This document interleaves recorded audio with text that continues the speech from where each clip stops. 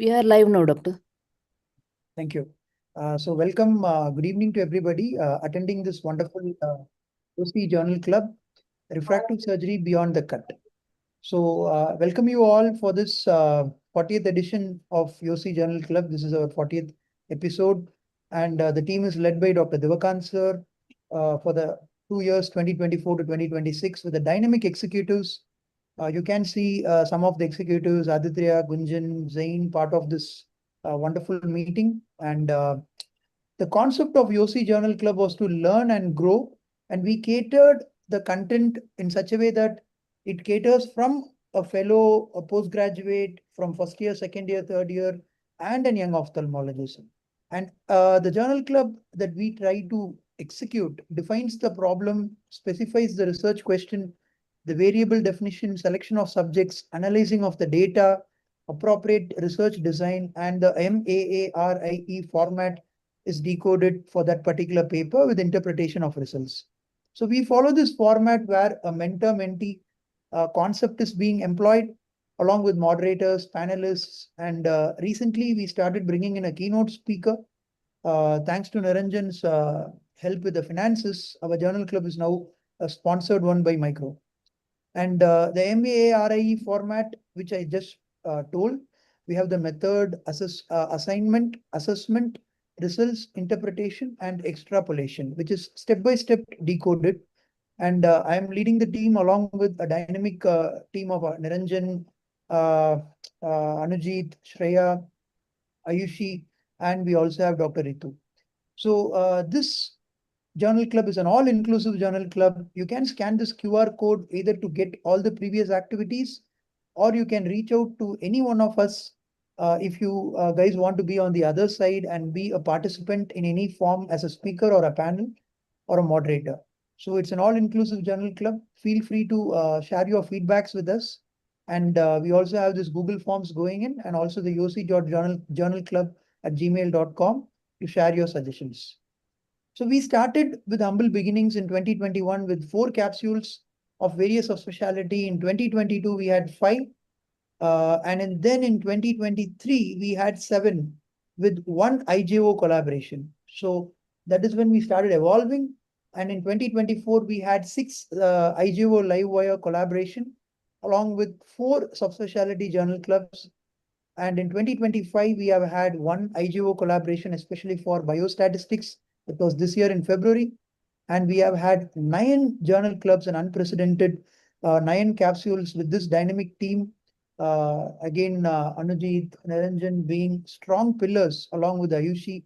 And now we have 2 of our torchbearers, Dr. Shreya and Dr. Ritu, to take it forward. And we covered A to Z of everything that we can actually have. We had many cross collaborations like cataract and retina, glaucoma and retina, and many more. So here we are today to have the refractive surgery beyond the cut with various stalwarts as well as young ophthalmologists from YOSI to share their views, dissecting an article on visual and refractive outcomes of small incision lenticular extraction with Visumax 800 in 1500 eyes. So with that, I would like to hand it over to our moderators to take it forward, handing it over to Dr. Ritu, Anujit, and Dr. Shreya to take it forward. And before that, we also have a resident corner where we will be having many questions in the chat box. Feel free to post it to any one of the keynote speakers or the panelists, or we also have Dr. Pooja to have the statistical critic. So we have multiple dynamic brains today to decode this. So feel free to post in the chat box to your residents, which is again one of its new initiative that we started from today onwards. Yeah. Handing it over to Anujit. Over to you, Anujit. Dr. Ritu, you want to take Yes, over? I'll Yeah. go ahead. Yes. Thank you so much, sir. Yeah. You want me to share the screen or you Yes, want? I'll do it on my end, sir. Perfect. But I'll stop sharing. Yeah. yes, sir.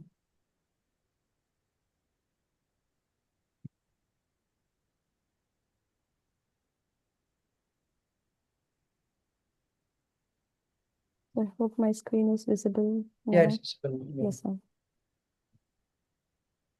Thank you for the wonderful kickstart of this event, sir. YOSI JC is doing a great job, as we know. I'll quickly present the presenter here. We have with us Dr. Yugandhara today, and I was reading the article as well. It's an amazing article that she's going to discuss today. Good She has evening, ma'am. completed, good evening. She has completed her fellowship in cataract and refractive surgery from Netradham Super Specialty this year, and she's currently working at Dr. Lahane's Raghunath Netral in the same. She has keen interest in clinical research and was also awarded as Best Clinical Researcher during her fellowship. Also, to her cap, she has many feathers of papers, publications, instruction courses, instructors, and she's also a member of different societies such as YOSI, BOA, BOS, DOS, Karnataka Ophthalmic Society, WOS, AIOS. Also, Dr. Yugandhara has attended the Forefront Refractive Surgery course organized by the London Vision Clinic and Netradhama Super Specialty Eye Hospital. Great to have you here. And the monthly mentor for her is none other than our Zen Khatib sir. Sir is currently the consultant and executive director at Khatib Eye Clinic, Mumbai. He's an amazing cataract and refractive surgeon, and his specialty lies in it, LASIK, PRK, LEX, and phakic lenses as well. Sir has received many awards and achievements. To name a few, ASCRS Best Video Award, ESCRS Best Video Award, and multiple publications to his name, and multiple poster awards and paper awards as well. To name them together in this event of JC would be really a big task for me then. Sir is currently also holding leadership positions at YOSI, BOA, and MOS. Thank you so much, sir. Thank you. So I'll invite Dr. Yugandhara. Yes, Now, ma'am. you can share your screen. Yes, ma'am. I think, have ma'am, you stopped. I have have to. stopped, Yeah, yes. yeah, okay, okay.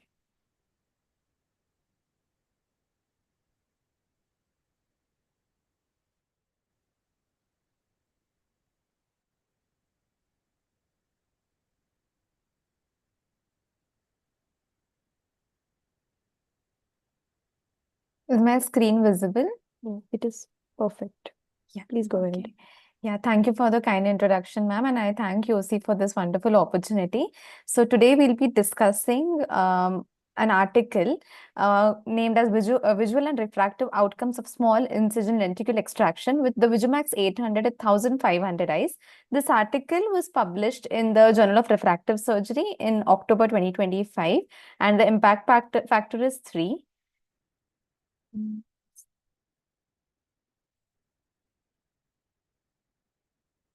I'm sorry, 1 second.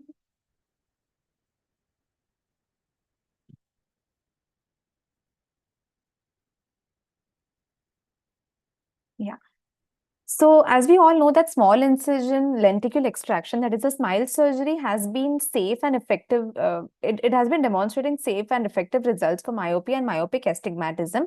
And the Vigimax 800, which is a second generation femtosecond laser, that is after the 500, which is the pre-existing platform, it has a distinct swiveling arm, laser, and microscopic arms, moving parts with the laser arm, and operates with without an attached bed, which is there in the 500, and hence enhancing the workflow while ensuring the safety. So it has a higher pulse frequency, which is of 2 megahertz compared to the Vigimax 500, which has 500 kilohertz, reducing the lenticule creation time less than 10 seconds. It also has centraline and oculine, which is automated centration and cyclotorsion. Surgeons can manually input corneal vertex locations, receiving visual guidance on the monitor for centration alignment. The oculine system further allows for digital rotation of the laser pattern to compensate for cyclotorsion. So the initial studies which were conducted did not have a large sample, and hence the purpose of this study was to evaluate the visual and refractive outcomes in around 1500 eyes treated on the Vigimax 800. So along with evaluating the outcomes, discussing its safety and effectiveness in treating compound myopic astigmatism in a large cohort of 1500 eyes was the aim of this study. So it is a retrospective single-center non-comparative study consisting of 1500 eyes. SMILE surgery was performed on the Vigimax 800 by a single experienced surgeon in between 2021 September to February 2024 at Netradhama Super Speciality Eye Hospital, Bangalore. One additional eye was recruited to complete the sample size because one was lost during the suction loss, which was converted further to femtosecond LASIK. So they included patients between 21 and 45 years, and corrected distance visual acuity of 20/20 of better patients were taken. Preoperative refraction in sphere ranged from -1 to -10, cylinder beam from 0.50 to -3 with a total spherical equivalent of 10. They excluded patients with any corneal conditions like keratoconus, PMD, any other corneal pathology, severe dry eye disease, cataract, glaucoma, any retinal or any other ocular diseases, pregnancy, and patients on immunosuppressing treatment. The preoperative workup was done seeing the anterior segment on the slit lamp evaluation. Fundus examination was done by the indirect ophthalmoscopy. Visual acuity examination was done measuring the UDVA, CDVA, and the cycloplegic refraction. IOP was measured, pentacam was done, and atlas was done for the X and Y coordinates. Similarly, MS39 ASOCT was done for the non-invasive T-BUT and epithelial mapping.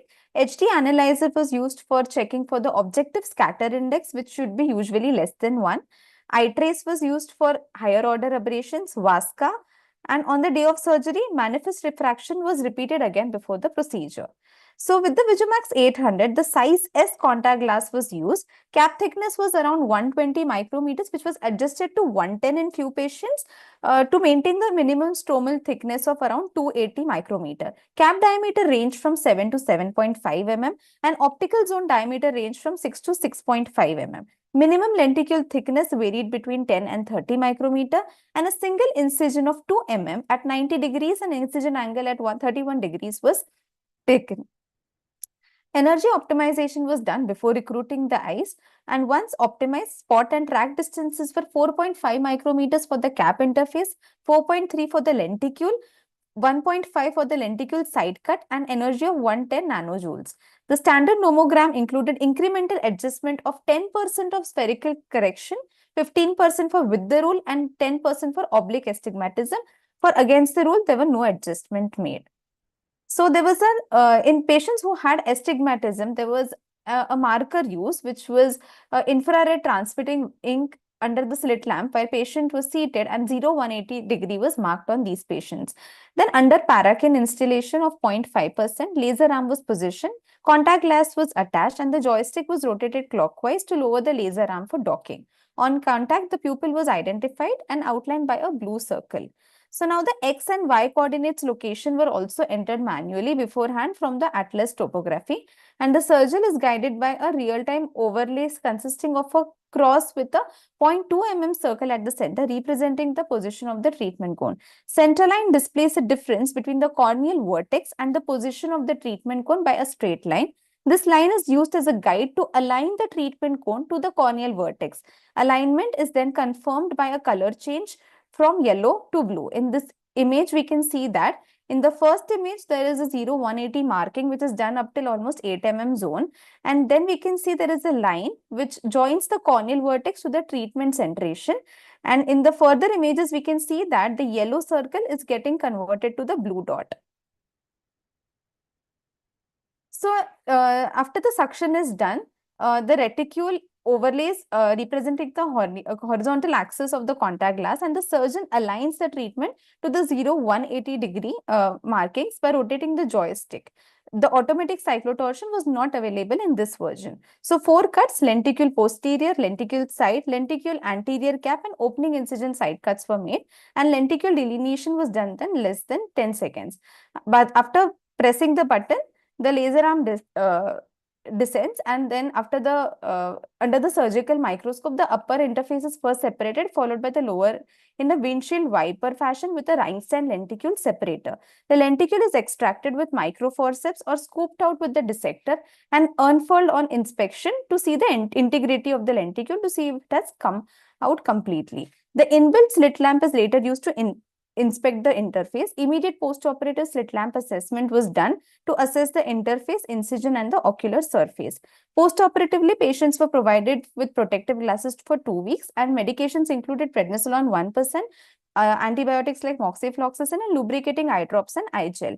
Follow-up visits were conducted at postoperative day 1, 15, and 3 months. Assessment postoperatively was done using the monocular uncorrected and corrected visual acuity. Manifest refraction was done, OSI was measured, MS39 and pentacam tomography were also repeated. Pre and post-operative scan were done by a single experienced operator. So the data were checked for statistics for normality, and the paired t-test was used for intra-group comparison. Subgroup analysis was based on the grade of myopia. So they had considered less than 3 diopters of myopia as low, 3 to 6 as moderate, and above 6 was high. And they had also bifurcated the age group as less than 35 years were younger patients and more than 35 years as the older age group. The independent t-test was applied for intergroup comparison between the means, and vector analysis was done by the Alpine's method. So normality was primarily assessed through the Kolmogorov-Smirnov test. Due to the large sample size, visual inspections of the QQ plot and histograms were conducted, which supported the assumption of approximate normality for most parameters. For variables that exhibited significant deviations from normality, medians, interquartile ranges, and non-parametric techniques as alternative summary statistics were considered. A p-value of 0.05 or less was considered statistically significant. Coming to the results. So in the table 1, we can see that 1,500 eyes were recruited. So there were around 770 patients, out of which 730 patients were recruited for bilateral, and rest of the 40 patients were recruited for unilateral treatment. So the age on a mean was 27.221 plus minus 4.558. Also, we can see that the optical zone differed from 5.8 to around 6.5, and maximum patients were treated with 6 mm to 6.5 mm of the optical zone. And cap thickness also varied in between 110 to 120 micrometer, maximum patients being with 120. So when we come to the 3 months post-op evaluation, so the efficacy index was seen to be 1.011. Around 98% of the patients had 20/20 vision or better. And also the UDVA, same or better than the CDVA, was seen in about 80.8% of the patients. In 3 months post-op also, we saw that 72.4% of patients had no gain or no loss in any of the lines, and 9.2% had loss in one line, and 18.4% of patients had gain in one line. Coming to the spherical equivalent attempted versus achieved, everything was within the correction range. There were no patients that were overcorrected or undercorrected, and it was within 0.5. Maximum patients were within 0.5 of spherical equivalent, and 100% of patients were in plus minus 1 diopter spherical equivalent. Also, we see that the mean spherical equivalent was minus 0.009 plus minus 0.168 at 2 weeks, which was almost similar at 3 months, but there was a mean change of around 0.016, which definitely demonstrates a good refractive stability at 3 months. Sorry for the blurred image. The quality of the image is a little bad in this. When it came to astigmatism, almost 98.5% of the patients were within the 0.5 diopters of corrected astigmatism, and around 100% of patients were within 1 diopter of astigmatism. When it came to target versus surgically induced astigmatism, there were no undercorrections or overcorrections. And also the refractive astigmatism angle of error was within 15 degrees for most of the patients. Coming to the low, moderate, and high myopia differentiation, so maximum patients were under moderate myopia, but we see that 99% of patients in low myopia had a correction of 20/20 and better, 98% in moderate had 20/20 or better, and 95 in the high myopia had 20/20 or better.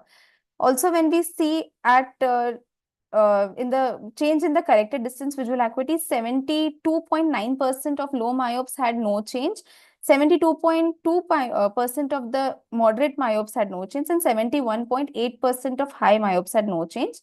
When it came to loss in one line, there was 7.6% in low myopes which had loss in one line. On the contrary, moderates had 9.6%, and the high myopes had 10.8%. When we come to the spherical equivalent refraction attempted versus achieved, most of the patients were under the correction range. There were no overcorrection of undercorrection seen in either of the groups. A total of 99.4% and 100% of low myopia and moderate myopia showed within 0.5 of spherical equivalent, whereas 95.4% were within 0.5 spherical equivalent in high myopes. So the comparing the low, moderate, and high myopia groups, the efficacy indices and the safety indices were almost similar, showing no statistical significance, no difference in the statistical significance. In young age and old age, in both the groups, almost the results were similar, showing that 98% of the patients in young age group had 20/20 or better vision, and 96% in the old age group had 20/20 or better vision. Similarly, in the spherical equivalent refraction attempted versus achieved, either of the groups had a good correction range, not showing much of any undercorrection or overcorrection in either of the groups. When it came to young age group, almost 8.9% of patients had loss in one line, and 12.2% of patients in old age group had loss in one line.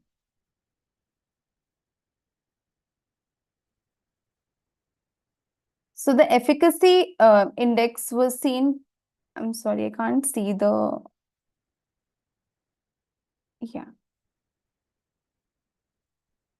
Yeah, so the efficacy index in the younger age group was around 1.012 and the older age group was around 1, showing P is equal to 0.290, and safety index was around 1.084 in the younger age group and 1.095 in the older age group, and none of these things had any statistical significance. Coming to the pre and post-operative visual acuity assessment, in that we see for the OSI. So the OSI in the post of 3 months was around 0.844, which was less than 1, and it was comparable to the pre-op findings, which was 0.733. So suction loss was noted in only one eye due to the eye movements at 6 seconds and was managed by converting into the femtosecond laser-assisted LASIK, and no patients exhibited any epithelial growth, DLK, or topographic signs of corneal ectasia at 3 months. So at 12-month follow-up, we see that there were 95% of patients who were 20/20 or better, and we see that there was just 8% of patients with loss of one line. So efficacy index was around 1.030 and safety was 1.060. So the mean spherical equivalent was minus 0.039 plus minus 0.1132 diopters at 3 months, and similar was at 12 months. This shows that the refractive stability of these patients over the entire 12 months was very much good and the refraction was stable. So when it came to astigmatism, also 98% of the patients had less than 0.25 and most of the patients were within the correction range. So the OSI also was 0.713 at 12 months, which was comparative to the pre-op values of 0.724. So this study outlines outcomes of SMILE using the Vigimax 800, discussing its safety and effectiveness. And as we discussed, the safety index and efficacy index was 1.085 and 1.011 respectively. 98% of eyes had a UDVA of 20/20 or better, and 99% has spherical equivalent of within 0.5 diopters at 3 months. So coming to one of the articles or one of the studies which Reinstein et al. Had done on the Vigimax 800, similar to this study, but they had a smaller sample size of 118 eyes. So they had 91 eyes, 91% eyes, which was 20/20 or better, and spherical equivalent of within 0.5 diopters in 86% of patients in 3 months. Another study similarly was done by Saad et al. Even they had a smaller sample size, which was 152, showing 93% of eyes with 20/20 logMAR or better vision, and 91% of patients within 0.5 diopters of correction. So these differences can be attributed to the laser energy which was being optimized over the time in the current study when you compare to the other studies. So 6.3% of the eyes in this study were between 0.14 and 0.50 diopter, indicating a slight undercorrection, but it was not clinically significant, attributing this to the epithelial remodeling, and it may not be progressive. So the long-term data show no significant long-term regression with SMILE. Also, in this study, 18.4% gained one line of CDB and 9.2% of patients lost one line at 3 months. This was comparable to Dr. Reinstein's study, which showed a gain of one line in 50% of eyes and loss of one line in 8% of eyes. The residual astigmatism was around 0.50 or less in 98.4% of patients. So the previous protocol of cyclotorsion adjustment on the Vigimax 500 was to manually rotate the contact glass to align the 0-180 marks to the reticle. Current protocol allows with the 800 allows the cyclotorsion adjustment by the digital rotation of the laser pattern instead. And the study conducted in the same center at Nitrodhama itself in 81 eyes with the Vigimax 500 for manual cyclotorsion compensation showed that 86% of eyes was within 0.5 diopters of refractive cylinder. So superior outcomes in the current study can be attributed to the Oculine software which is there. So the OSI score was also comparable preoperatively, and on postoperative day 1 it was around 1.537 plus minus 0.907. However, at day 15 it had reduced compared to the day 1, which definitely indicates a good quality of vision, and at 3 months it was 0.844, which was close to preoperative values. There was another study which was done by Secondo et al. So this study was basically done on the Vigimax 500 with a lesser sample size of around 91 eyes, and a 6-month follow-up was done. So most of the treated eyes were within 1 diopter, that is 95.6% of patients, and 80.2% were within 0.5 diopter. Long-term follow-up study was there in this, in the previous study was a long-term follow-up study.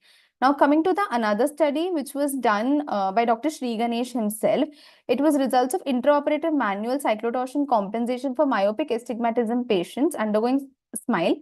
So in this patient, 81 eyes were taken, which we talked about earlier, and 86% of the eyes were within the 0.5 diopters of refractive cylinder, and superior outcomes were seen in this study too. So in this study, the loss of one line of CDVA was least in the low myopia group compared to the moderate and the high myopia. So for low myopia, it is ensured in this center to keep a minimum central lenticle thickness of 50 microns by increasing the setting for minimum lenticle thickness in the periphery up to 30 microns. So this causes a less interface distortion. There was another study which was a similar kind of study which was done by Saad et al., which was done using refractive outcomes for SMILE with the Vigimax 800.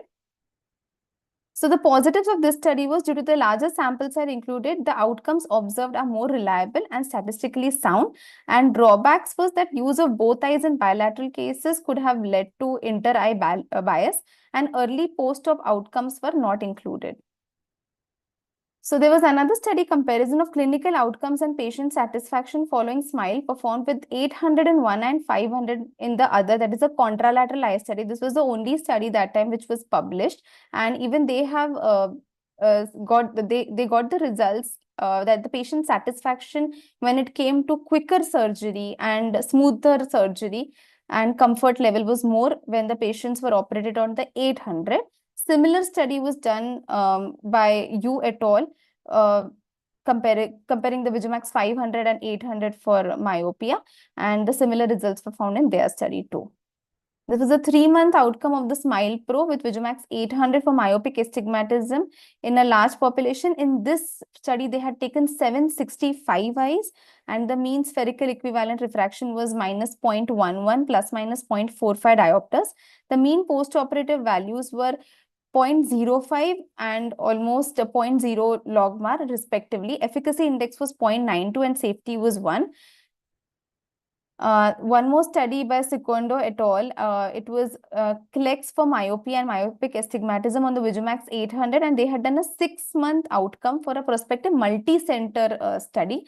This also consisted around 473 eyes, and a total of 93 eyes had a UDV of 20/20 or better compared to 98% CDVA preoperatively, and 95% of eyes were within 0.5 of the spherical equivalent at 6-monthly visit. So coming to the MARI method, study design was a retrospective, non-comparative, single center. Objective is well defined. It was a hospital setting, 1500 eyes who underwent SMILE on the same machine.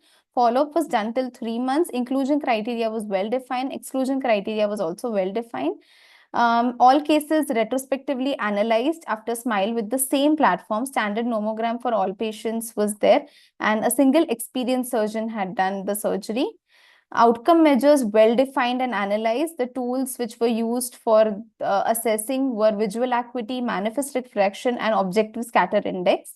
Statistical analysis was well done, and statistical significance was inferred for most of the variables. The Vigimax 800 provides excellent safety, efficacy, and predictability compared to the older Vigimax 500 outcomes, and rapid visual recovery and high refractive accuracy is seen.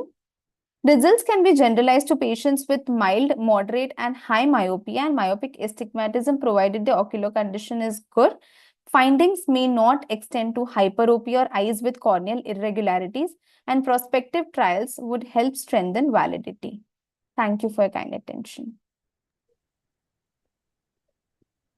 Thank you, Dr. Yugandhra. It was an excellent talk, and the snapshots you included of the articles you were discussing showcases how extensive your homework was.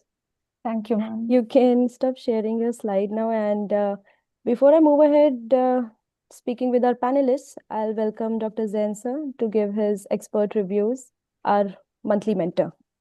Over to you, sir. Thank you, Ritu. So yeah, that was very extensively studied. So very good job. Thank you, sir. Like all the review articles and stuff you've done your thorough homework. See, the article itself is I think foolproof. They've done everything that they wanted to showcase. They've taken a large sample size and they've shown the stability over a period of many years. The only debate that always comes in keratolenticular extraction procedures is always the initial visual recovery, which is debated. So probably that is something that could have been considered, where before 3 months, some data would have shown how fast the time is taken to reach that level, either through a subjective questionnaire or maybe showing some of these parameters at 2 weeks or something like that. But apart from that, I think they've got all their bases covered. It's a good study, and I would like the panelists and statistical experts to opine and comment on the article. Please go ahead. Thank you so much, sir, for sharing your perspective with us. I'll invite our panelists one by one, and we'll first have Dr. Tanushri with us. She has completed her Phaco and Refractive Comprehensive Fellowship from Dehradun and Sharpsight Eye Hospital, respectively, and currently working at the Dr. Agarwal's Eye Hospital, Kolkata. Ma'am has an extensive experience of over 8,000 phacoemulsification surgeries, 3,000 plus SICS and complicated cases as well, and 300 plus refractive surgeries. She is also member of ISCRIS, AIOS, APACRIS, DOS, and other YOSI membership societies. She also has presented over multiple fora, national and international both, and we are really lucky to have you. The resident corner is really lucky to have you as well. Please go ahead with providing us with your insights, ma'am. Thank you so much, Ritu. I firstly congratulate YOSI for having such, undebated, journal club, which is going on for extensively, for so many months now. Also, I would like to thank YOSI for giving me this opportunity, and to Dr. Ayushi and Dr. Anujit for getting me on board. I would like to definitely congratulate Dr. Yugandhra for giving such an extensive and very, very well presented the insight towards this journal the paper that we are going to discuss today. Thank you, ma'am. It has been, very nice, as everybody has already mentioned, but, very, very extensive homework done and very nicely presented. Thank So you. coming to the journal that we are going to discuss today is the visual and, refractive outcomes of small lenticle extraction with Visumax 800 in 115 eyes. presented by Dr. Sri Ganesh and Dr. Supriya Ganesh. So the major strength of this study, as we can see, is that it is extensively done over a massive sample size, which is around 1,500 eyes. So this gives a strength of stability that this next generation, the second generation of femto smile procedure platform that is there, is actually reshaping the refractive platform that we are working upon. So with a large sample size, definitely gives us a stability and a real world validation of the entire procedure. Also, the statistical reliability and the generalized influence of the platform is given to us. Uh, Going ahead with this platform, when we are seeing that a few of the refractive surgeons who are going to upgrade themselves from 500 Visumax 500 to 800, we see that there is definitely the fast pulse rate, which is actually giving the shorter laser time, which actually enhances the patient experience as well. So we are seeing that 2 megahertz is the pulse rate which is being done, upgraded from the 500 kilohertz that was being used. And this definitely shortens the time from 30 seconds to less than 10 seconds, which becomes more comfortable for the patient. There is a higher precision rate and a smoother lenticle surface. In this study, we are seeing that they have adjusted the energy protocols, as you have also mentioned, accordingly, so that the outcomes are going to be more precise and are going to be adjusted according to the patient load as well. Going ahead, when we are seeing that there are all the criterias are beautifully taken with the corrected visual outcomes, the spherical equivalent that is being taken. The safety index also we see is very, very good. That is 1.06, and the efficacy index is also in a plus point. The good part is that it is a single experienced surgeon, so we do not have a inter-surgeon bias working over here. The entire data also is being collected by a single experienced optometrist or technician, so that bias is also ruled out in this.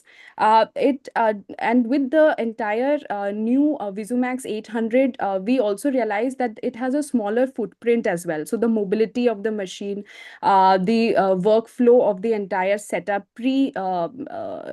pre-workplace adjustments are going to be beautifully done.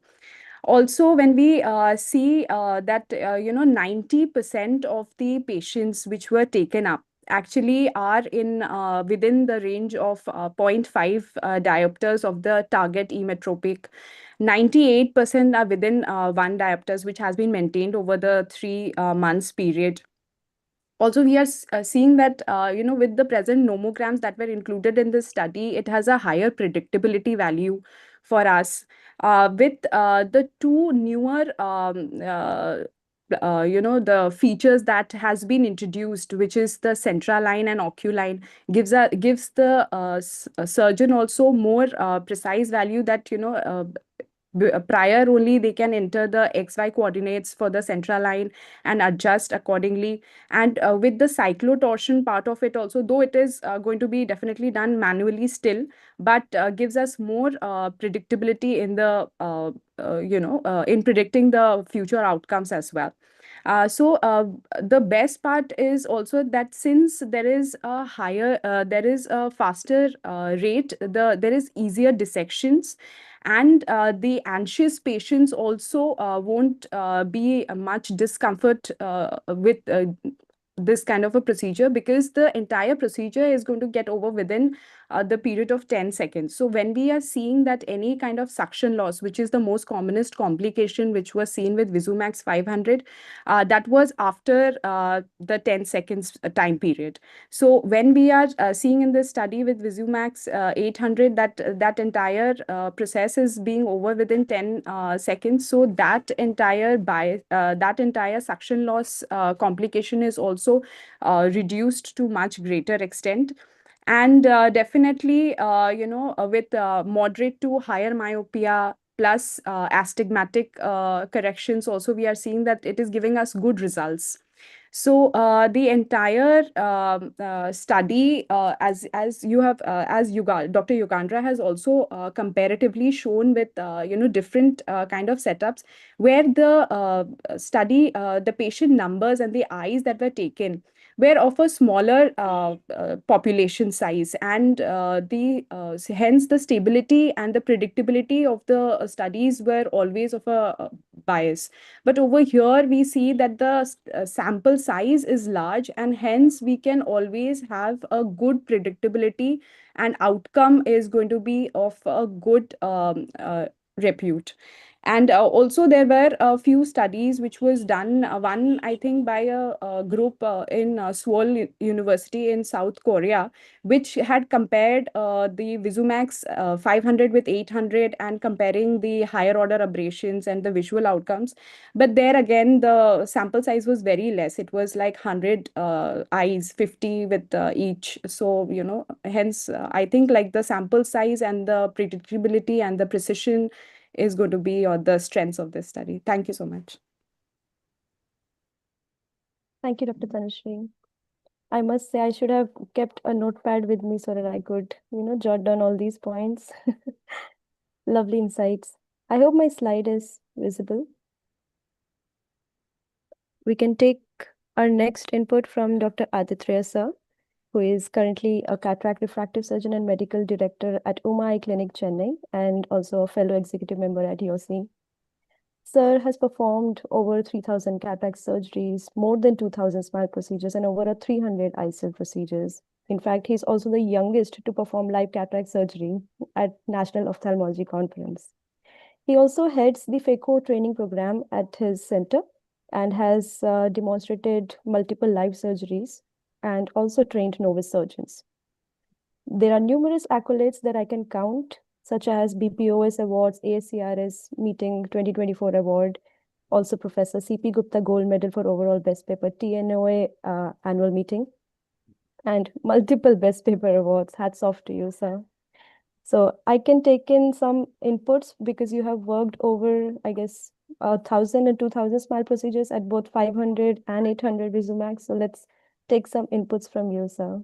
Yeah, thank you for that kind introduction, Ritu. It's a very nice journal club you guys have organized here today. And congrats to Dr. Yugandhara as well. Thank you, sir.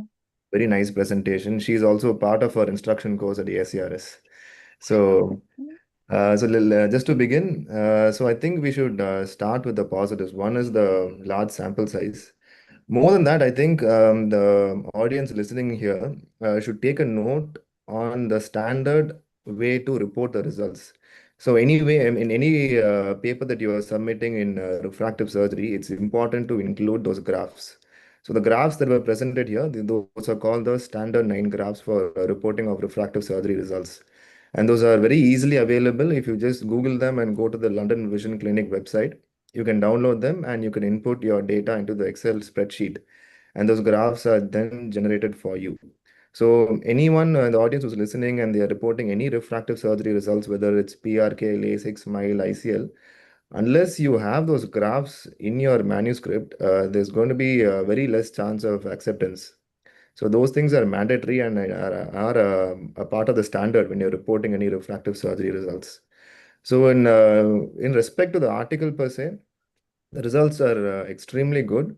So even I have just very recently just finished my manuscript on around 1,600 eyes on the same Visumax and I've submitted, and the results are very similar. So the main advantage that you have on the 800 in comparison to the 500 is in terms of docking and in terms of astigmatism correction. Sometimes in the Visumax 500, when you're used to dock, we used to try and dock in the pupil center. But if the pupil center and the corneal vertex are not exactly aligned, the eye would keep slipping from the dock cone. So that will cause a lot of frustration and you won't know what mistake you're doing. Now with the 800, because the central line is there, it tells you where exactly the corneal vertex is and you're able to dock very fast. And the lenticle creation is over in about 8 seconds. So that's one. Second thing is with the cyclotorsion adjustment. So sometimes when you're treating high cylinders in SMILE, there could be some cyclotorsion that occurs. So when you're talking about cyclotorsion, you must take two things into account. One is when you're going from the standing to the supine position, the eye could actually cyclotort about maybe around 5 to 10 degrees. That's cyclotorsion. But sometimes, rather than just talking about actual cyclotorsion, when you're doing the docking, sometimes the patient has a very narrow opening. They'll have a deep set eye, and you will have to turn the head a little left or right to get the cone to fix. So that itself can cause a misalignment. So that's not cyclotorsion, that's just misalignment. So when you have these cases and the cylinder power is high, you could misalign the correct treatment axis, and that can cause undercorrection of cylinder.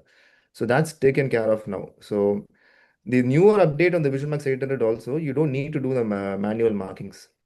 So if you have the IOL master, you can take an image of the iris, and as soon as you dock, the VisualMax will superimpose the iris scripts, and you'll get a correct alignment. So you are not going to have any undercorrection due to cyclotorsion compensation. So the other good thing about this paper was that they stratified the groups into low myopia and high myopia, because sometimes the results can be variable there. The only thing that I might have added would be to stratify into high cylinder, low cylinder as well. So that might have been a very good addition, because the cylinder correction with the oculine is one of the main features.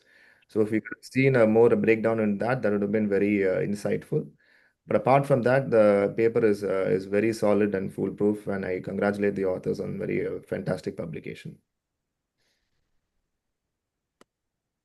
Thank you, Aditya sir. This was really a crisp review. Just sharing a slide.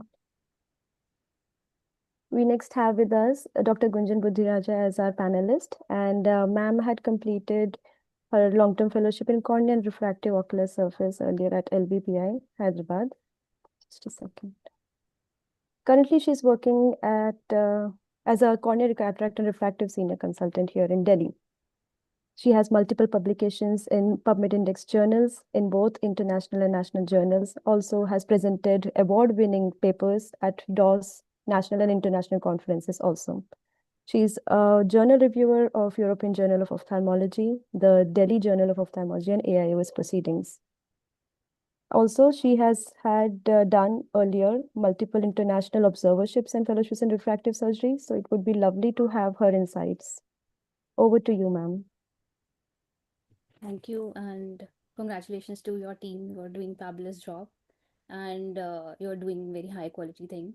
So yeah, it was a nice presentation by Dr. Yugandhra. Actually, she covered everything very nicely. She found out all the studies that I was actually looking for, Googling when she was talking about the comparison between both the VisuMax 800 and 500, because that was the only thing that was a problem, was the suction loss, rather than other things. If you're just talking about the practical experience mostly, so these were the things that were actually missing in VisuMax 500, and also the cyclotorsion thing, etc. So those were the nomograms that were missing. But of course, VisuMax 800 is very easy to use, because after using 500, Dr. Aditya would agree that it was little bit, sometimes you are skeptical about taking up some cases because you are skeptical about the patient's cooperation as well. So now it is a little easier. Regarding the paper, yeah, they have covered everything very nicely. Although few things already Dr. Zain talked about, Dr. Aditya talked about, that it would have been nice they had talked about early experience as well, post-operative experience. That is also one thing that we should always look at. And yeah, the best part is that they had a very high, the sample size was very large, which Dr. Pooja will be talking about, I think, the statistical analysis, and I'll not go much into it. And one thing I would always, look at the paper is like a pinch, with a pinch of salt, that astigmatism, etc. they never talked about. Higher auto ablation definitely are better now in VisuMax 800, better than 500, and better than the the excimer platforms. So those are the nice things that you have talked in your presentation. One thing I would like to add, that I saw in Europe, a lot of people were using VisuMax 500, but they have their own nomograms. They have they have lice kind of alignment system. They keep it in front of their machines. So, I can show if you want me to show. I have a slide there. There's a, if you want me to share, Yes, ma'am. just Please, if ma'am. I'll share. Okay. Um, is it visible? Yes, ma'am, it is. Yeah. So this Perfect. is one thing that I was thinking I'll show this part. So they have this alignment system that is available over the screen that sometimes they show before the surgery, they keep it. So it helps a lot during alignment. Now with this Rizomax, it's easier. I want to stop my screen share. Is it stopped? No. No, not yet, ma'am. Okay. Can you stop my? Ma'am, There's a purple just icon on the top. You can press on that. your cursor, yes, ma'am. On the top end. Let me have a look. I don't know. The purple icon which is on the screen. Yeah. Okay, yeah, sorry. Yeah, thank you. Yes. Yeah, so this is what I could see, and also some nomograms they are planning for hypermetropic cases as well. Dr. Uganda, I'm sorry I missed maybe. Was there something on hypermetropic cases as well in your? Not in this study, not in this particular study. All right. Okay, so that's it. I would just like to end my discussion, and I think Dr. Pooja will be talking about statistical analysis soon. So thank you so much, and congratulations, guys. You are doing a fabulous job again, I'll say. Thank you so much, Dr. Gunjan. As ma'am clearly said, well, Vizumax 800 is the hero of the evening tonight.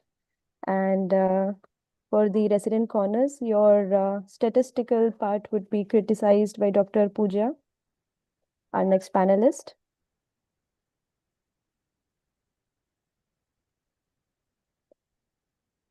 I hope my slide is visible. It's stuck at my end. Yeah, it is. Yeah, It is. it is You can visible. go ahead. Yeah. Yeah. All right. So Dr. Pooja ma'am is a consultant of cataract refractive surgery, and she leads is also actively a part of translational research. She has also had PhD in wound healing refractive surgery from Netherlands, MS from Ahmedabad, and finally she completed a fellowship in cataracts optics refractive excellence from Narayan Nethralaya, Bangalore. Not just that, she is actively a participant at national international fora, has been invited faculty, also speaker at global conferences, recipient of many national and international awards. Some of her recognitions in her journey are Troutman Award as the youngest Indian residents, you can get inspired here, a Rising Star Award, which is a top 10 young eye doctors globally, and Power List 50, named among top 10 global innovators in ophthalmology.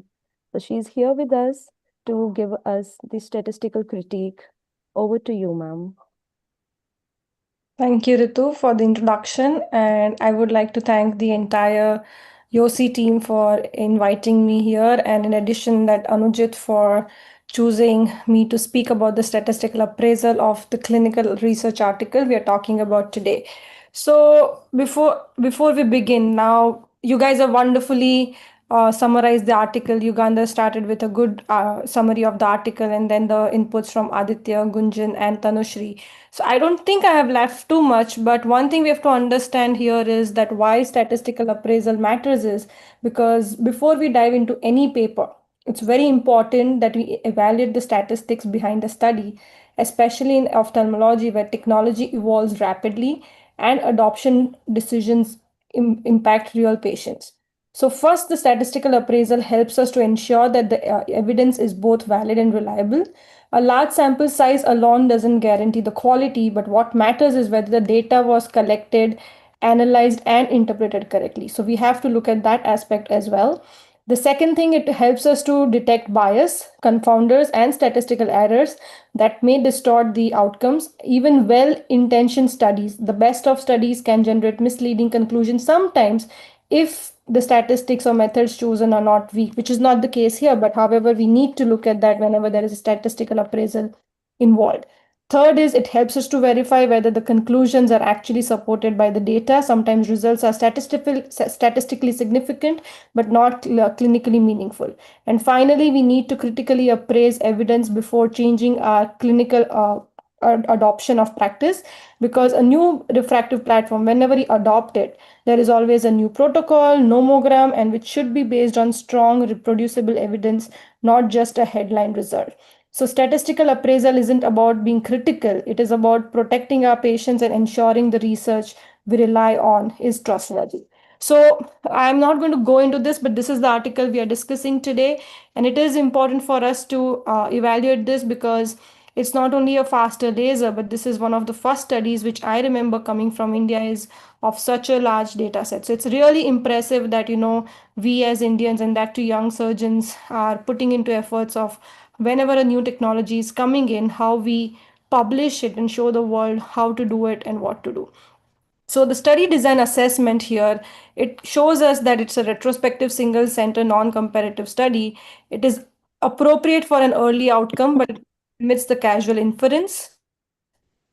The sample size is amazing, so you don't have to talk about it. But as my previous panelist and speaker mentioned, the follow-up loss is significant when it comes to long-term outcomes. It's 70% loss of follow-ups when it comes to 12-month or beyond, which can limit our internal validity. And the second thing which is lacking here is the early outcomes. The early outcomes, what they have mentioned here is 15 days, but not day 1 and day 2. And what we know during the lenticule procedure is that a lot of patients are not happy in the first week, especially on day 1. But at the end of 1 month, 3 months, or beyond, they're as similar or good as LASIK patients. So probably whenever we are analyzing a new technology, day 1 or 1 week outcome would probably give us a better outcome. So it's a very good standardization and control variables, but retrospective design and lack of comparison limit strength for the causation of superiority claims here. So it's not it lacks the comparison of limit strength. Now again, Yugandhar showed beautiful publications which compares different studies of SMILE, be it 500 or 800. But this paper has it's achieved a significant milestone not only in India but globally, where this is a data set for the newer SMILE platform.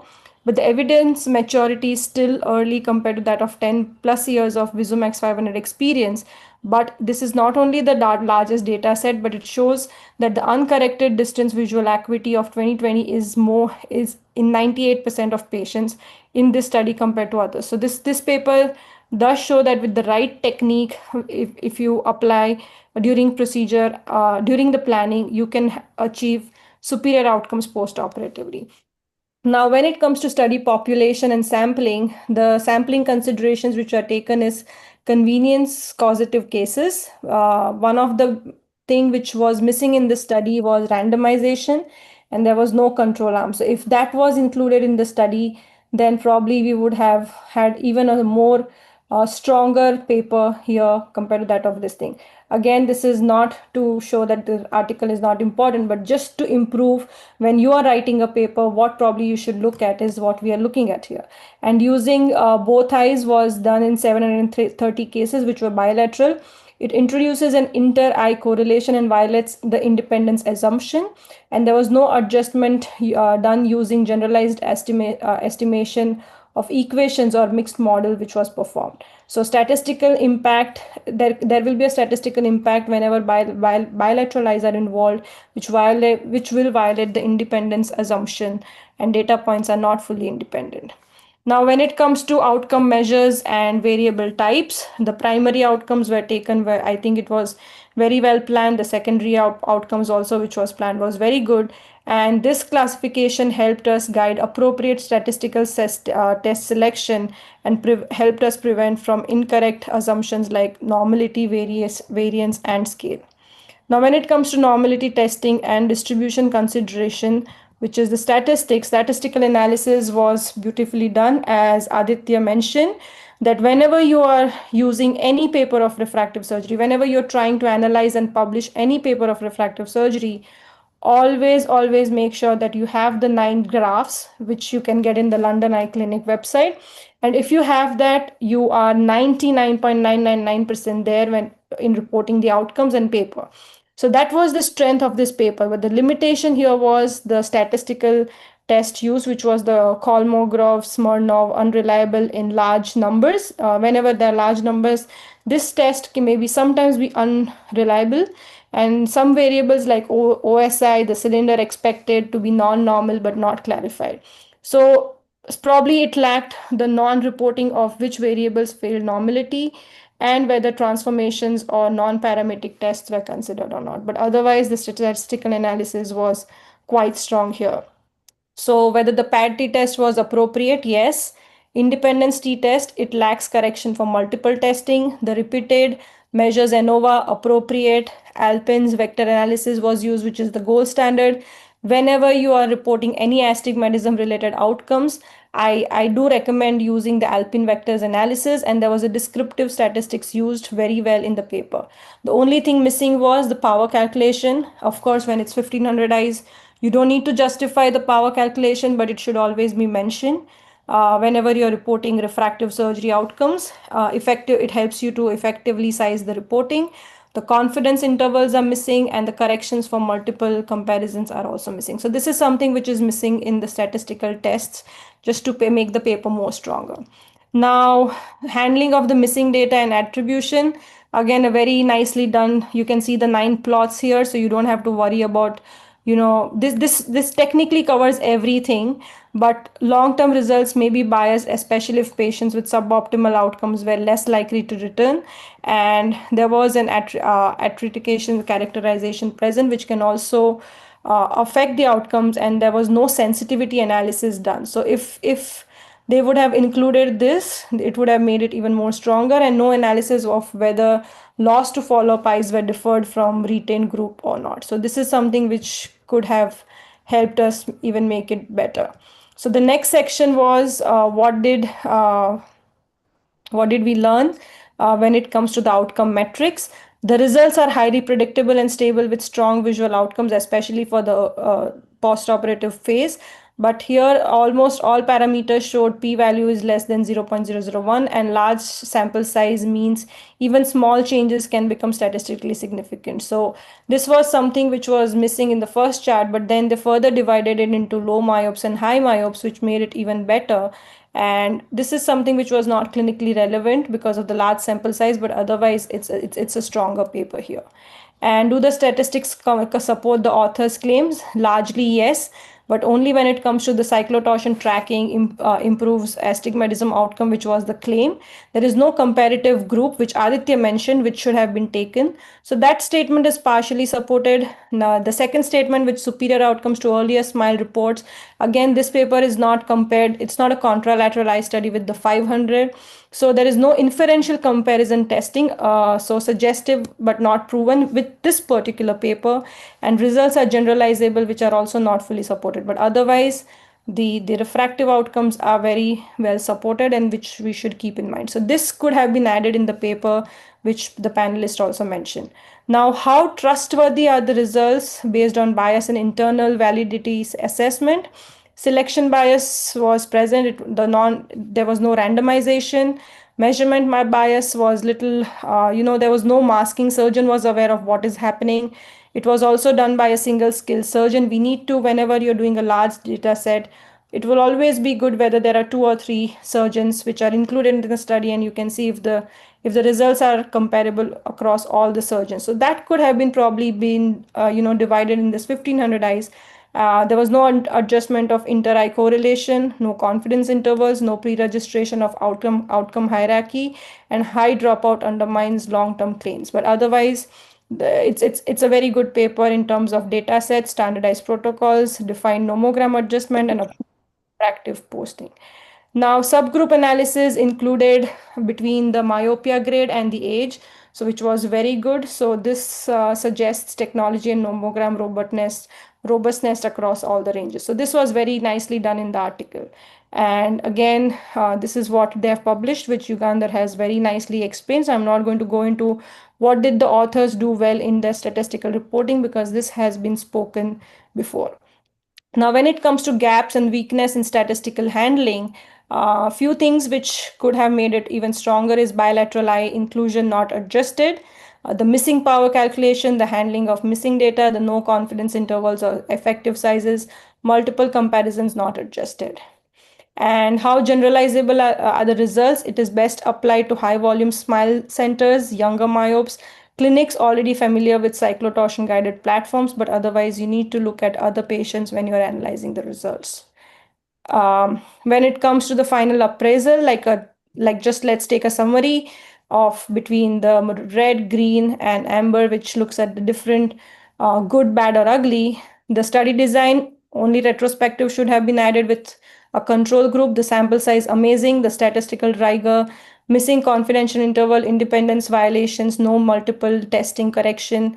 The internal validity was missing, 74% dropout, and the external validity was also, it was just a single surgeon, Indian cohort, limited range results. But otherwise, this is a very moderate to strong paper for any one of us to be coming from any journal.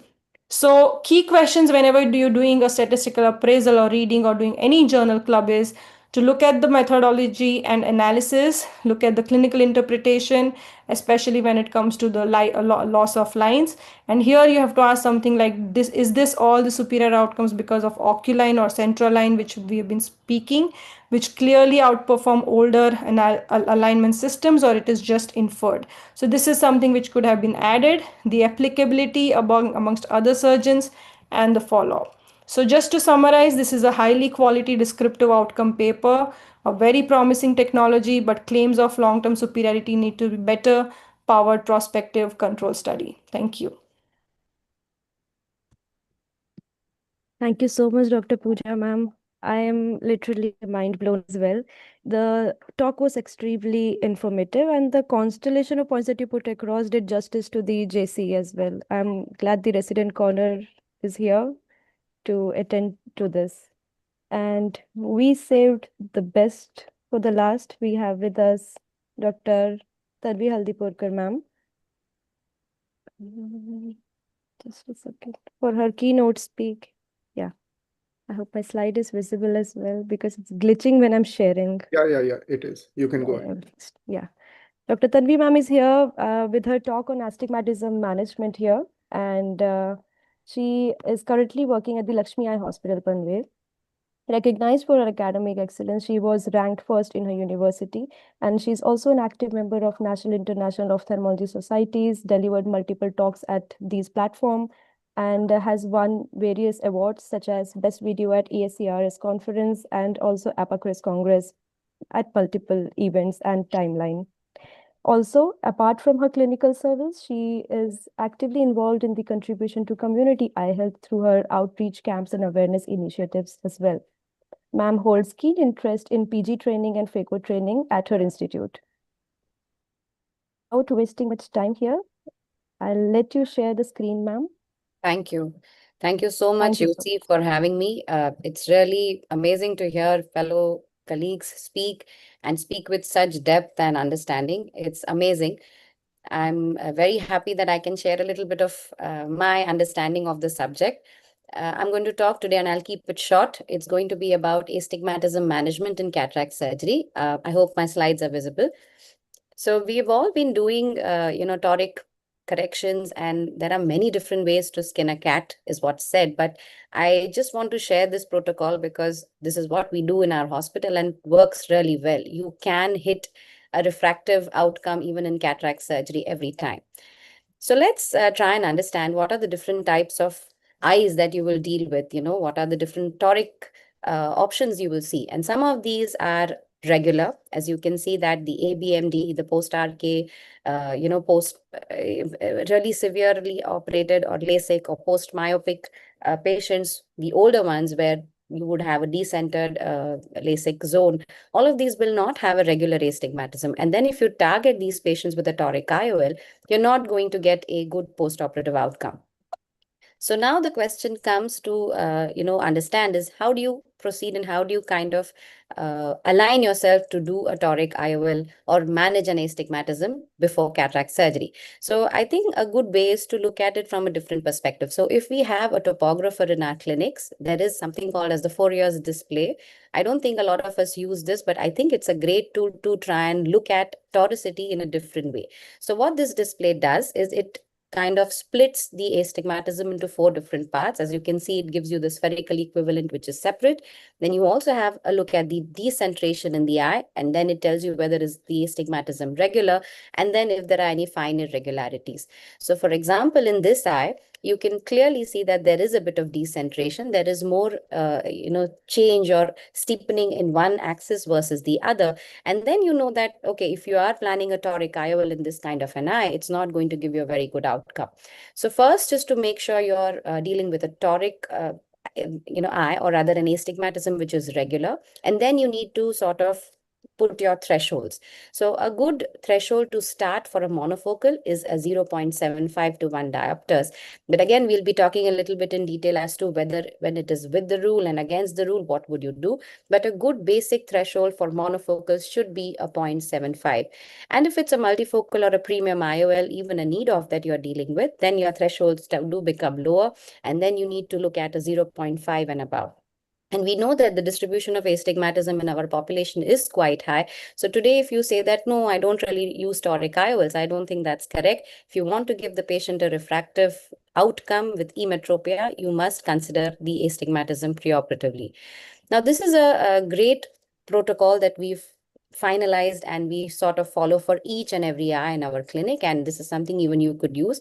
There are certain key points which I'll be discussing in detail. But the first is to validate our data. Now, we do get astigmatism from many different ways. Primarily, we get it from the anterior cornea. Now, the machines that give us are always doing their job well. What we miss is some of the red flags that the machine may be telling us. So normally the printout comes to us in our OPD. We don't really do the scan. At least most of us don't have the option of going and doing it on each eye. And then just when the printout comes with the magnitude and the axis, that's what we go ahead and put. But at this point, it is important to try and understand that how was the raw data that was from which this magnitude was derived. So the machine here in IOL Master 500 is flagging a incorrect point. It is telling me on an IOL Master 700 that the LED points are inaccurate, they are spread. So it's not a good raw data from which the magnitude has come. Now, why is all this important is that even, for example, let's look at this LensStar printout. Fortunately, Dr. Hill has given us amazing validation guidelines. They are available on his website. Now, what it tells you is that there are some acceptable standard deviations, both for the magnitude as well as for the axis. So over here, you can see that this printout shows that the standard deviations are beyond the acceptable range. Now, when I go back and then look at the raw data of the same eye, you can see that one of them is flagged. Now, none of us really looked at it. But for example, if I omit that one reading, what you are going to get is a much better standard deviation, and that would be probably a more acceptable value to use. Now, fortunately, Dr. Hill has given several different validation criteria for whichever machine that you may use in your setup. So if it's a LensStar, if it's an IOL Master, or if it's an Argus, each of these would have a correct validation criteria, and you must print it out, put it in your diagnostic room. If it's not you who's doing it, at least your technician will look at it. And once they understand, it really becomes streamlined.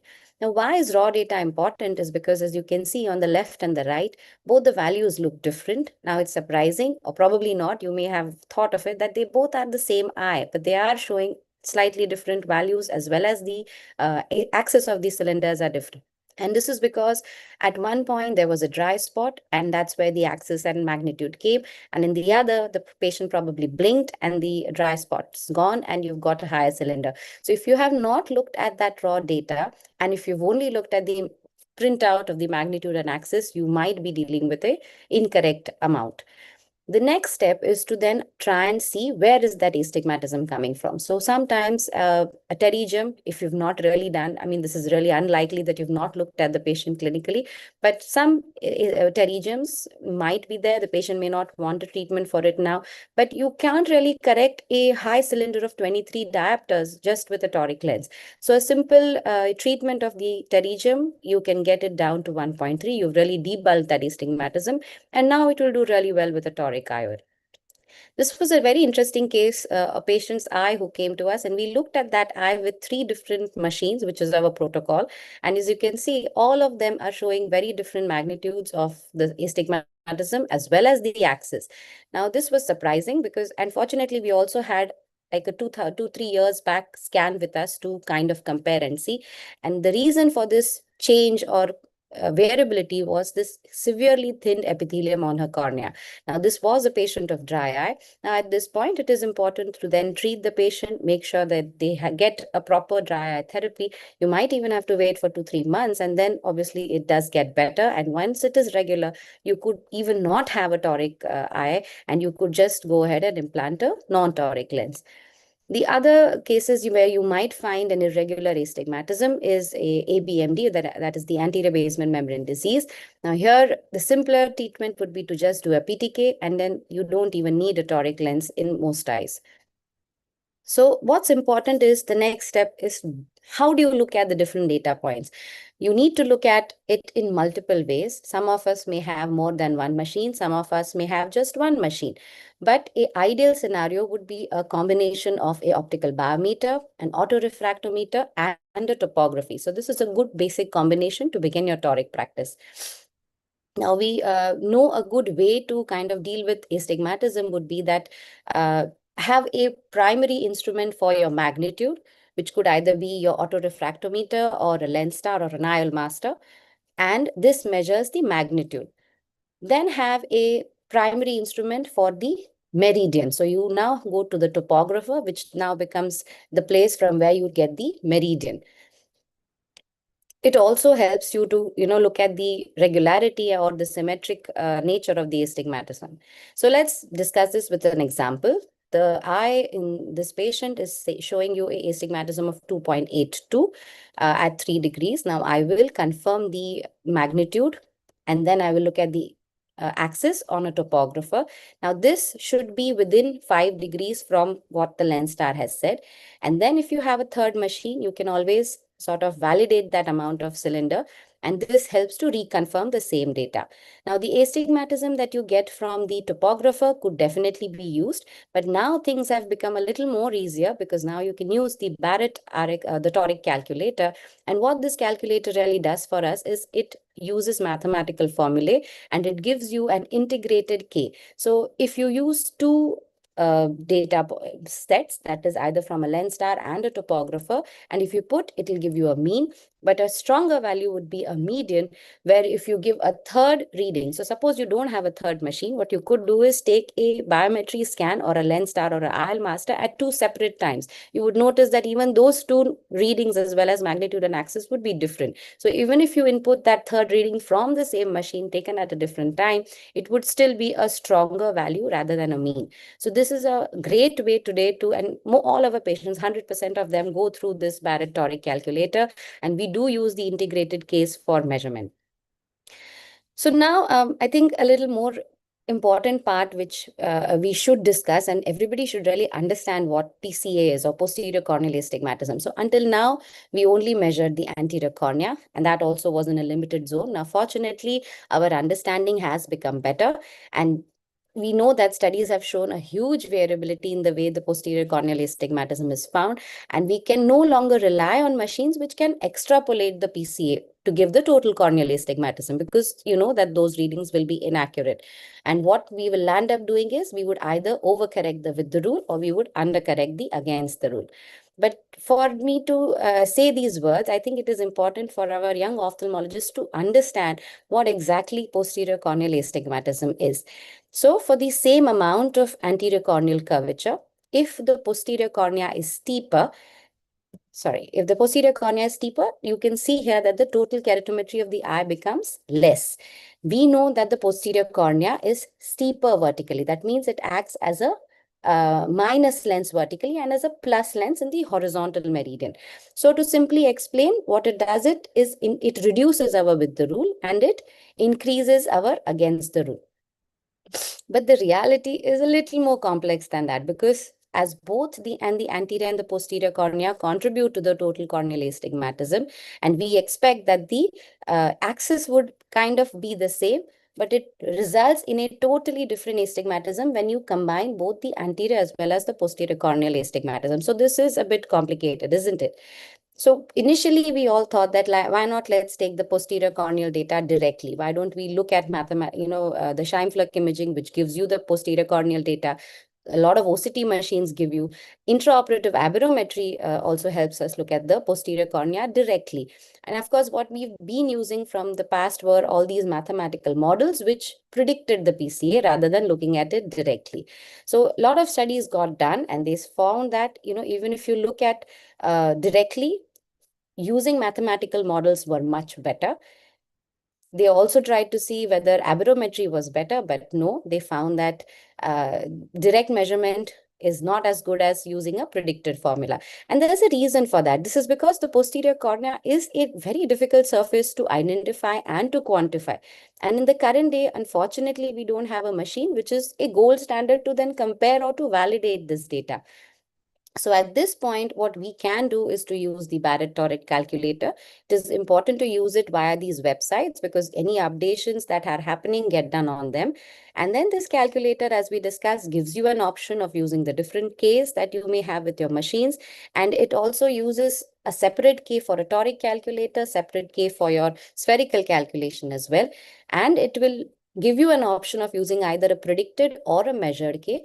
You would use the measured K in the abnormal corneas, for example, a post-LASIK or a post-hyperopic eye. And then, of course, nowadays there is a amazing, formula that has come up, which can also be used in eyes which have undergone a or rather who have keratoconus. You can also use this mode, and it would have a regression-based formula to correct for the change that happens in it. Another factor that really affects our toric planning, which is underlooked, is the SIA. Even if the same surgeon operates with the same incision size and position, there is a significant scatter of the surgically induced astigmatism. If you operate with any incision larger than 2.8, then it is better to find your own SIA. But if it is less than 2.8, you could blindly put a 0.12 if you are going to be consistent with your wound size and position, and then go ahead and calculate your toric markings. Now, once we've done all of that backlog of making sure how much toric power we are going to aim and attempt to correct, then everything does depend on the toric alignment. So we have various methods available today, a lot of apps on smartphones which we can use. So initially, it is better to double check it with either markings on the slit lamp and then using any other method which you prefer. But eventually, you will stick to one. If you have 10 cases in a day, it would be difficult to keep doing it twice, but you will end up doing one thing well, so you will stick to one. Image guided machines do help a lot. They do make your work easier. So today you have the Varion, the Callisto, all of these which have taken a preoperative image when the patient was in your OPD, and then it just overlays that image during surgery, and it does give you very precise markings. So once you've put the lens in, it is important that you've got a good 360-degree overlap. It does help reducing the rotation. You have to clear the viscoelastic behind the lens. You should not overhydrate the eye at the end. And some of the studies have shown that the IOL does tend to rotate if it has to within the first hour of the surgery. So hence, it is a good idea to not jostle the patient immediately out and, okay, let's go shift into the recovery. It would be a good idea to take it easy, let them get up slowly, maybe lie down in your recovery room for half an hour, 45 minutes, and then move. What they this study was excellent because it did give out a lot of important points. And one of them was that even if it does rotate in the first week, our instinct is to immediately get them back to normal and, rotate it back to its place, because obviously you don't want the patient wondering, why am I not getting a good result? But they found that if you re-rotate that patient within the first week, it's going to rotate back. So it is then important to wait for at least 1 to 2 weeks and then rotate the patient's lens so that there is a little bit of fibrosis that has occurred, and now the rotation back into any abnormal position will not happen. And if the rotation does happen, one, you need to figure out how much do you put it back in the original axis that you had put, or should you plan on doing a different rotational axis? Now, this will change most times. Why? Because you've not you've just inputted your SIA as 0.12, but the actual SIA that you may have induced would be different. You've operated on the eye, you've taken a cut. So a lot of changes have already happened on the cornea. So now, again, you don't have to think a lot. You just need to input the current data of the patient into this Parrot RX formula. And what it tells you is, can you rotate the same lens into a certain axis to give you the minimum residual astigmatism? If that's not happening, if the at this point the calculator says that no, you need to exchange it with another, that option will come. And if for whatever bad luck you land up putting a lens with a different power and the patient has got a really odd surprise, then they will also give you an option of a piggyback lens. So this is a great tool to use. The final step, I think, in anybody's toric journey is a bit tedious but necessary, and that is to track your post-refractive astigmatism. So this ACRS website, it provides you with this double angle plot, and it helps you to look at the post-operative residual astigmatism. Now, this will be a good guide to see if you're hitting the targets. This kind of outcomes are shown for your own eyes. And once you do that, you'll know that, are you doing it well? At this point, it is important that you can begin the toric practice with more regular corneas, which you can predict, treat, and then plan. But once you get used to dealing with these eyes, you can even correct some of these odd eyes. Now here you can see that there is an absolutely irregular astigmatism 2932 in the central axis. This is a post-RK patient. It may not be so clear, but he has a high astigmatism to the tune of 8 diopters. Now, what's interesting to note here is that when we looked at their higher order aberrations on the cornea, at 3 millimeter pupil, they are extremely high. Everything is internal corneal, everything looks really bad. But when the pupil size was reduced to 2 mm, a lot of these aberrations got reduced. So now what we planned for this patient was we did put a toric IOL, and then we did a pinhole pupilloplasty, and we managed to get those higher order aberrations down. So 8 diopter was not a very difficult toric correction to do, but it would have been the higher order aberrations that would have really got down the quality of vision for this patient. So if you do a little bit differently, you're going to be able to still deal with all of these difficult corneas. So the take home message would be that, managing astigmatism is really evolving. We are getting better and better machines, trackers, even lenses to correct them. But at the end, you must try and treat the regular corneas, or if they aren't regular, you could regularize it before by either topo-guided laser or by a PTK in certain cases. And for each eye, it is important to follow a good protocol and to then look for the predicted post-residual astigmatism. And don't just look for the cylinder on the biometer, because as you know now, it only shows you the anterior corneal, and you need to look at the total corneal astigmatism. At the end, customize each case. Each eye is going to be different. Counsel the patient, and then just trust your instincts. Thank you so much. Thank you, Dr. Tanvi ma'am. This was indeed the cherry on top of our cheese. Residents, please, more than welcome to ask any questions. We have as many practical tips as you can. The chat box seems empty, Hi, though. I have a question here, if I may. Yes, sir, please. Yeah, more than happy. Yeah. Dr. Tanvi, that was an excellent talk. I just want to commend you for that. My question is for Pooja ma'am. Ma'am, you dissected that paper very meticulously. It was very nice. And to be frank, I would be afraid if you were to scrutinize my manuscripts. So, in any case, my question pertains to including bilateral eyes for the study. So I've also had the same feedback given to me from journals where they say you should have only taken either right eyes or left eyes. Why is that taken as a negative factor for the manuscript, ma'am? I think you explained it, but I couldn't fully comprehend. So could you simplify that explanation, please? So whenever it comes to studying anything, like whenever you're studying a new technology, in this case, the Visumax 500, it's always good to, compare with other technology. That is one thing. And that is why randomization is very important. The second thing, the randomization becomes very important is because sometimes, let's say you say, oh, I'll do all the right eyes on 800, or I'll do all the left eyes on 800. Then also it can be a bias, because we know that the dominance of eye plays a very big role. So whenever you're doing any analysis when it comes to refractive surgery outcomes, even if, let's say, you don't have a contralateral eye study with 500 or anything, at least just take one eye for the study, even if it takes a little longer time. You said you are doing 1600 eyes. Even if you publish 800, but you've taken a randomized any one eye from both the eyes, it makes your paper stronger because it's an unbiased thing.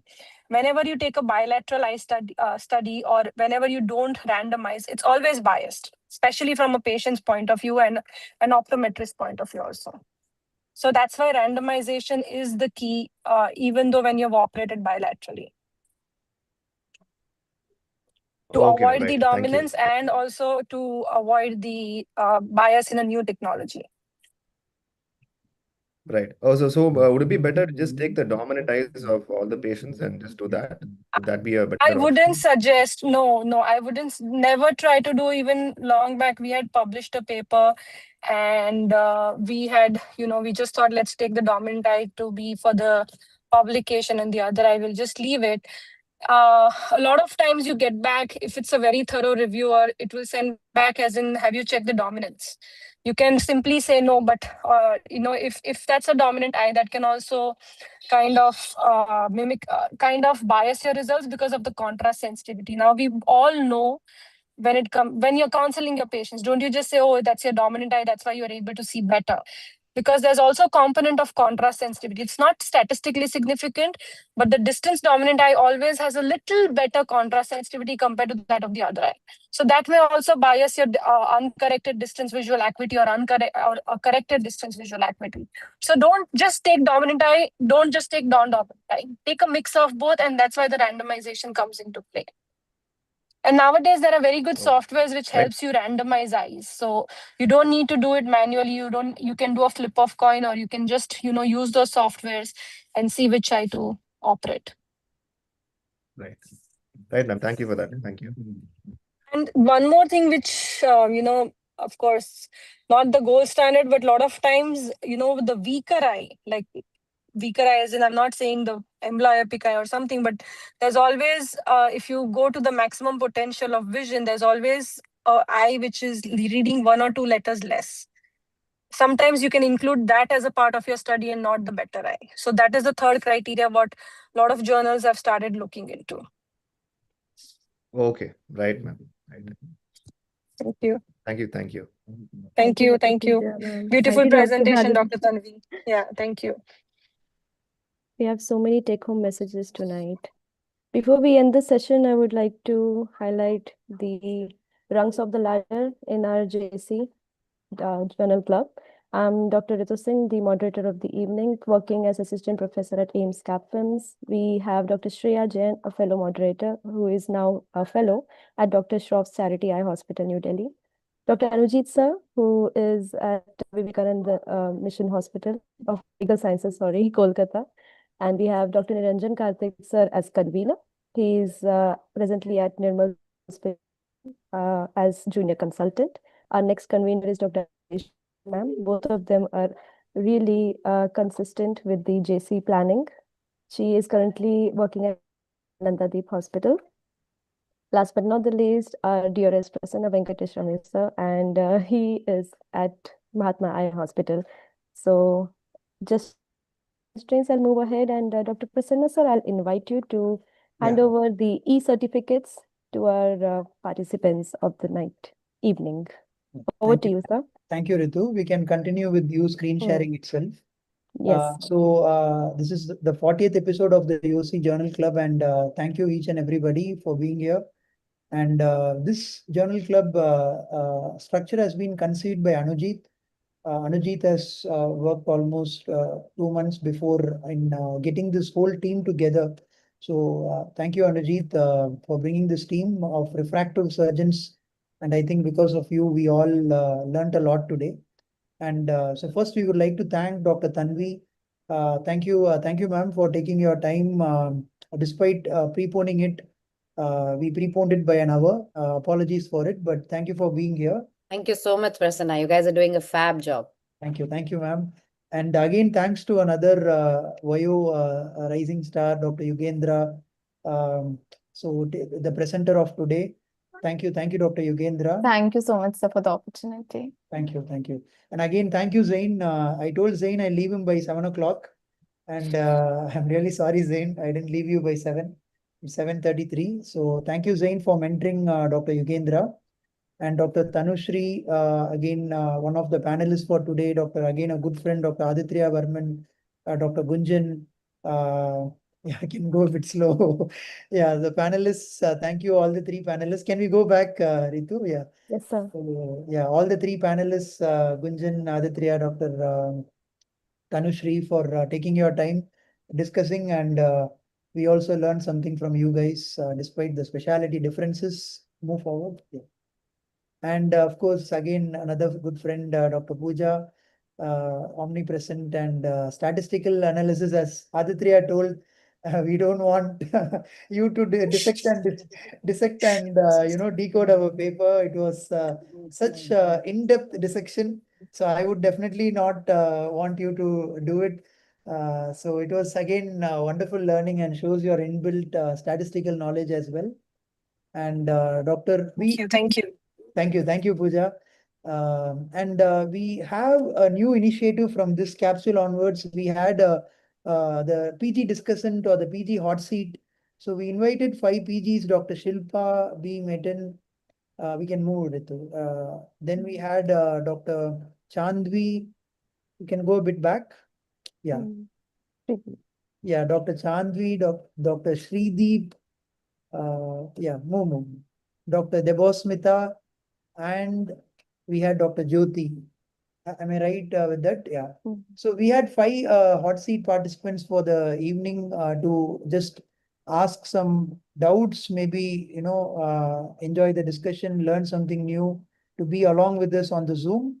And with that, our team, I think it will be apt if I thank each and every one. Dr. Ritu and Shreya has worked tirelessly behind the scenes for getting this happening, and we all augment together. And Anujit was the lead for today, so the credit or the lead goes to him. Niranjan has done a lot of background activities, the academic partnership that you see with micro labs that we have, one of the sponsored sessions of YOSI, which self-sustains itself because of the sponsorship, and Dr. Ayushi, and of course myself. So we are all the core team. And the last but not the least, can you go to the last slide, Ritu? Yeah. So if anybody is watching this, if you guys want to be on the other side, present, or also suggest the good and the bad and how do you want us to improve, we are there for you. wosi.journalclub@gmail.com. And with that, we would also like to thank our designers, background designing team, Micro Labs, and Numerotech for the background support. And with that, we'll end with a group photograph. You can stop sharing, Ritu. Manjula ma'am, we can go offline. If you can hear me, we can go off. 1 second, doctor, 1 second. Yeah. And Anujit, any closing statements? It's you have done the whole Yeah, scheme. yeah. So I will just share 2 lines about this journal club. Firstly, Dr. Yugandra, Can she has been working on this just give me, article for. doctor, Yeah. shall I go offline or shall I wait? After Anujit finishes, go offline. Okay, Right. okay, So sir, just 2 lines on okay. everybody and the concept of today's journal club. Dr. Yugandhra has been working for 2 months on this article. She's ex Netra Dhama, but I particularly wanted her so that she would give the right insights, especially because this is a recent article, and in JC we are trying to do recent articles so that they remain relevant. Zain sir has particularly been chosen because he knows how to call a spade a spade. If you notice, the way he started his statement was with all the practical points of the article and not overemphasizing how great the article is, which I love about Zain sir. Tanvi ma'am, thank you so much. I think this was the most extensive talk on torics and astigmatism, especially before cataract surgery, because usually these talks are usually 10 or 15 minutes and nobody gets the chance to talk about these things, but you've done absolute justice, and it is a huge learning point for everyone who will watch it. We'll make it a point to keep sharing it. Dr. Tanushri ma'am, excellent points. I think you brought up all the positives right in the beginnings out for everyone. Aditya sir is always roaming with Sri Ganesh et al. And family, so I particularly gave him the negative points of the article, but even he couldn't resist speaking about some positives. He was so impressed with it. But we're looking forward to your study, and if you will allow us, we will critique it in your absence, and then you can join us after the live is over. Gunjan ma'am was specially chosen because she goes to every every refractive surgery program on the planet. So we specifically wanted her to give her 2 cents on it. And Pooja ma'am, I am totally blown away by your slides. I don't think anyone has ever. We've had a lot of greats, including Sabyasachi sir, always critique it. Sabyasachi sir just highlights the article and starts dissecting it and pulling it by its ends. But you've done a fantastic job, ma'am. Thank you. And last but not the least, I would like to give a shout out to Dr. Ritu, because we are the older team who are slowly trying to move away. So Dr. Ritu and Dr. Shreya slowly taking over Journal Club. So this is one where we all took the back seat and we were all there to support her, Niranjan, Prasanna sir, Ayushi, and I. And Dr. Shreya will be taking over the next one. So a huge round of applause for Dr. Ritu.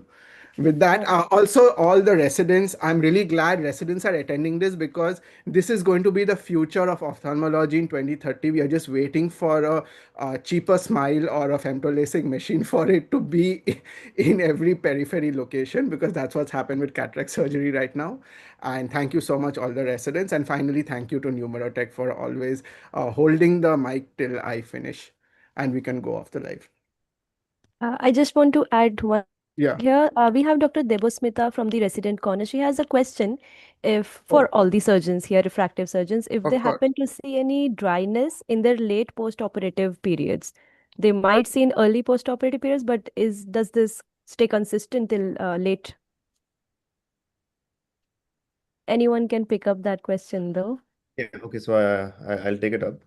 Yes, sir. Please. So, any dry eye that you see is because of the nerves that are disturbed in the subbasal nerve plexus. So, with the LASIK, you have more of it because of the size of the incision. With SMILE, it's a little lesser.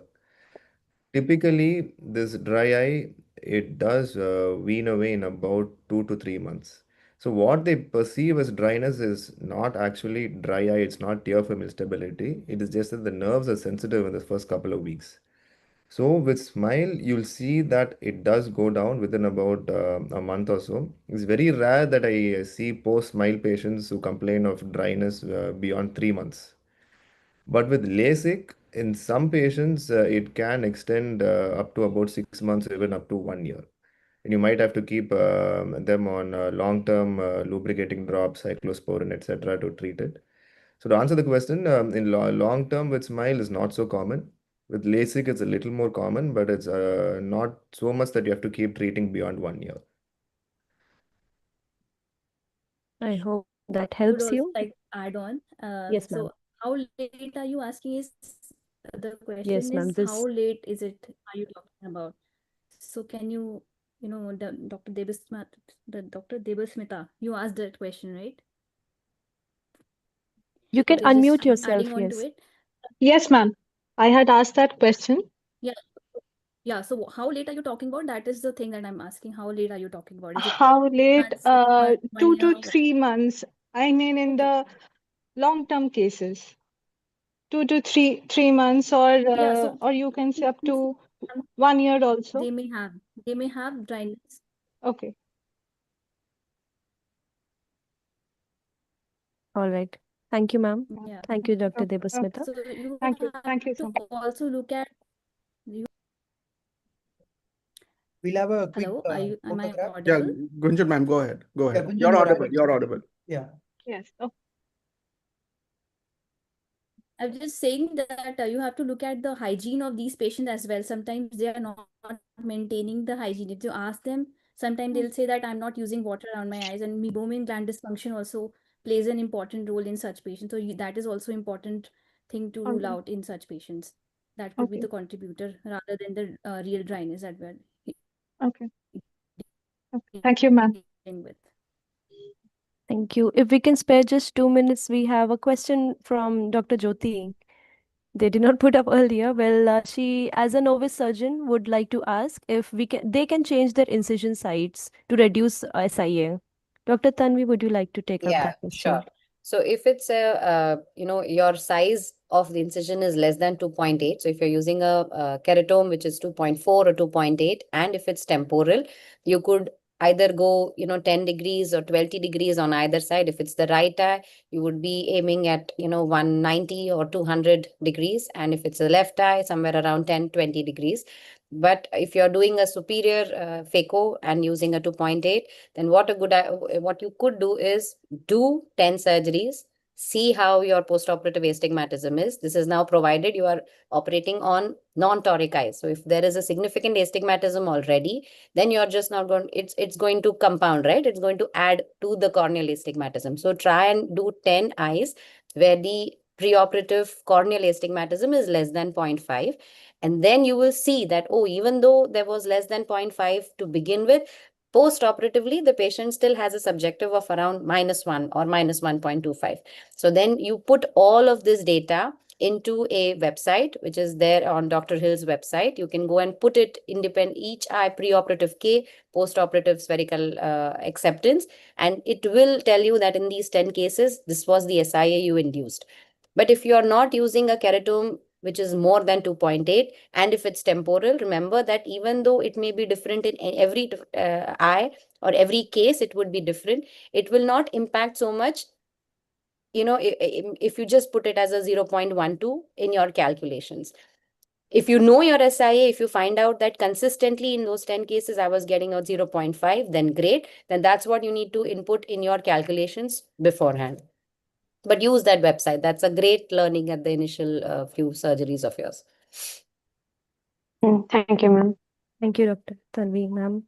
One last question from Dr. Shilpa, and before we wind up, the question is on coexistent pterygium with cataract. They tend to have high K1 and K2. And if there is a patient with bilateral pterygia and they are working at a peripheral center, I'm assuming, with no topography machine. So how to go about in such cases for their power calculation, IOL power calculation?